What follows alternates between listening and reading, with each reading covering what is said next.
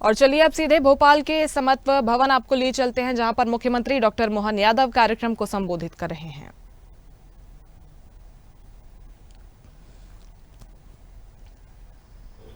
अगर एनसीसी में आ गए तो सच्चे अर्थों में उनके बीच का कॉन्फिडेंस एक अलग टाइप का होता है, वो आनंद अलग प्रकार का होता है। मैं आपका अभिनंदन करता हूँ, स्वागत करता हूँ। देशभक्ति, सामर्थ्य, सहयोग, अस्तित्व और अपने आप का आत्मविश्वास से परिपूर्ण होकर के जब हम अपनी ड्रेस पहनते हैं तो वो एक आनंद ही अलग होता है। और ऐसे में जब आज पूरे विश्व के परिदृश्य में देखें तो हमारे सामने एनसीसी का महत्व और कई गुना बढ़ जाता है। लेकिन मजा तो तब आता है जब हमारी तरफ दुनिया आशा की निगाह से देख रही है और भारत अपनी उस मूल सिद्धांत को लेकर दुनिया के सामने एक आदर्श रूप में दिखाई दे रहा है। यशस्वी प्रधानमंत्री के नेतृत्व में माननीय नरेंद्र मोदी जी का जोरदार अभिनंदन करें। यशस्वी प्रधानमंत्री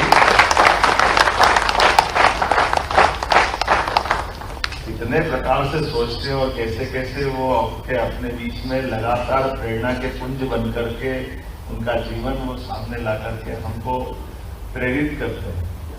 हम सब गौर करें कि सीमा पर हम जब घर में त्योहार मना रहे हैं तो वो बॉर्डर के ऊपर जाकर के अपने जवानों के बीच हौसला अफजाई करने का काम करें। ये उनके द्वारा किया गया हौसला अफजाई केवल हमारी सेना के लिए नहीं है, दुनिया के सभी समर्थ और सामर्थ्यशाली लोगों के लिए भी, जो हमारी सेना के सामर्थ्य से, पराक्रम से, पुरुषार्थ से अलग प्रकार से वो उनकी निगाह में इस बात का एहसास भी होता है जो अतीत के कालक्रम में कहीं न कहीं हमारे उस गौरवशाली परंपरा की तरफ भी ले जाता है।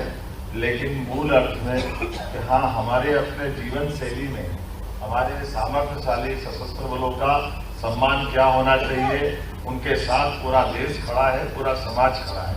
मुझे इस बात की भी प्रसन्नता है कि आज इस कार्यक्रम के पहले यशस्वी प्रधानमंत्री के साथ आपने गणतंत्र दिवस पर अपनी भूमिका अदा की और उस भूमिका के बलबूते पर जैसा कि हमारे माननीय अधिकारी बता रहे थे कि हमने अपने ओवरऑल लगातार इंप्रूवमेंट किया। मैं दिल से बधाई देना चाहूँगा आपको, क्योंकि ये एक बड़ी उपलब्धि है। कहाँ 11वां नंबर, कहाँ 6वां नंबर, कहाँ 14वां नंबर। ऐसा लग रहा है कि भारत की अर्थव्यवस्था के साथ आप कदम ताल कर रहे हैं।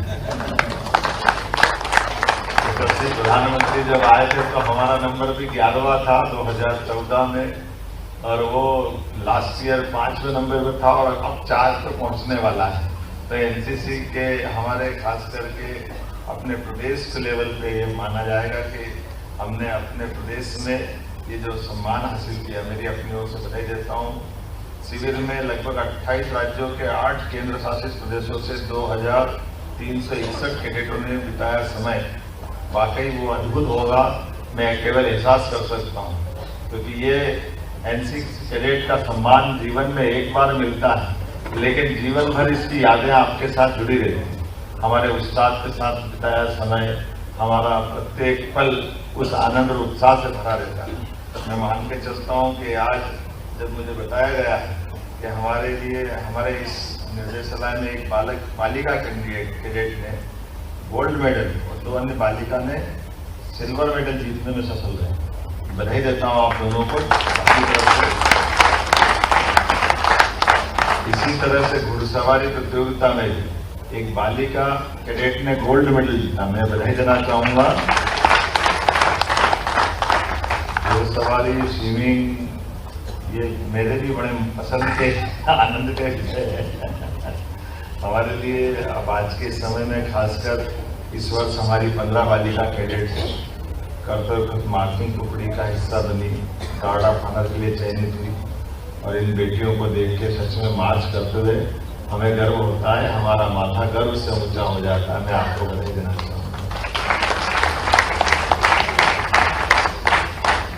इस वर्ष सीएम बैनर प्रतिस्पर्धा में भाग लेने वाले सभी कैडेट को हृदय से बधाई देता हूँ और एनसीसी का मतलब ही है एकता और अनुशासन की पाठशाला। ये हमारे जीवन के सभी क्षणों में, सभी समय सदैव मार्ग प्रशस्त करेगी। और खास करके अतीत के काल से जोड़ के देखें तो हमारे यहाँ के विद्यार्थियों ने, हमारे यहाँ के वीर लोगों ने लंबी परंपरा है। वीर वसुधा वसुंधरा के प्रतीक थे याद इतिहास सबसे पुराने, सबसे प्राचीनतम देशों में से अपना देश भारत। और यहाँ प्राण देने वालों की तो कमी नहीं रही, लेकिन प्राण देने के पहले भी अपनी जीवटता का प्रकटीकरण करने के भी उदाहरण भी सभी वर्गों में समान रूप से रहे। जहाँ एक तरफ हमारे बच्चों ने अपनी भूमिका अदा की है, ऐसे ही उत्कृष्ट संस्कारों के बलबूते पर सभी ने अपने अपने अंश से इसे बड़े बड़े प्रतिमान कायम किए। कई बार हमारी स्कूल जीवन से, कॉलेज जीवन से पढ़ने लिखने वाले लोगों के उदाहरण तो मिलते ही हैं, लेकिन उससे इतर भी उदाहरण बहुत बड़े बड़े पड़े। मैं मान के चलता हूँ मध्य प्रदेश में सम्राट विक्रमादित्य से लेकर राजा भोज तक ये ऐसे बड़े बड़े नाम हैं जिनने दुनिया में अपना नाम कमाया है। लेकिन अशोक भी हमारे यहाँ गवर्नर करके 10 साल उज्जैन में रहे हैं। एक नहीं, ऐसे अनेक नाम ले सकता हूँ, लेकिन आज तो चूंकि एनसीसी का आनंद है और ये चीफ मिनिस्टर बैनर के कार्यक्रम में आप इस हाउस में आए, मैं आपका स्वागत करता हूँ, अभिनंदन करता हूँ। और इस समय जो और एक बार मिलकर के खूब आनंद से सारी बातें शेयर करेंगे। आज तो मैं बच्चों को स्कूटी बांटने जा रहा हूँ यहाँ से। हमारे बच्चे जो अपने अपने स्कूल में कामिन्य सूची में आए, तो हमारे संजय गोयल जी सर उनके लिए भी ले जाने आए होंगे। हमने कुछ और अलग अलग योजना ही बनाई। बच्चों, आप सबके लिए मध्य प्रदेश में बड़ी संभावना का आकाश खोल रहे हैं। एक एक करके सभी सेक्टर के अंदर हमारी जितनी बौद्धिक क्षमता वाली युवा शक्ति है, इस युवा शक्ति के बलबूते पर देश को यशस्वी प्रधानमंत्री के नेतृत्व में नंबर 1 का राज्य बनाने के लिए प्रदेश को हम लगातार ताकत से लगे हैं। जैसे प्रधानमंत्री जी देश को नंबर 1 का देश बनाने में लगे हैं, ऐसे में जब हम दुनिया हमारी तरफ देख रही है, आप समाचार पत्रों से रोज देख रहे होंगे, बड़ी बड़ी महाशक्तियां अब जिस प्रकार से व्यवहार कर रही है, उनके व्यवहार में अपने आप में डर भी छिपा हुआ है। उन्होंने जहां तक जिस मुकाम को हासिल कर लिया वो ठीक है, लेकिन आने वाले समय में वो मुकाम पे रहे, इसके लिए उनका कॉन्फिडेंस भी डावाडोल हो रहा है, क्योंकि उसका होना भी जरूर लाजमी है। कारण एक ही है कि जब बड़ी दुनिया का सबसे युवा देश अगर कोई है तो भारत है, और भारत की बौद्धिक क्षमता की बलबूते पर यूरोप से लेकर कई देश आज आगे बढ़े। ऐसे में जब हमारे बच्चे अपने बलबूते पे अपने प्रदेश और देश को आगे बढ़ाने का अवसर अनुकूल पा रहे हैं, तो संभावना स्वाभाविक रूप से और जब खास करके हमारे प्रतिद्वंदी हैं, उनके मन में तो डर बैठेगा ही सही। लेकिन मैं मान के चलता हूँ वो दिन दूर नहीं है जिसमें स्वामी विवेकानंद ने कहा था कि 21वीं शताब्दी भारत की होगी, 2-3 कदम की बात है, बहुत जल्दी वो समय आएगा। मेरी अपनी ओर से सबको शुभकामना, बधाई, बहुत बहुत धन्यवाद।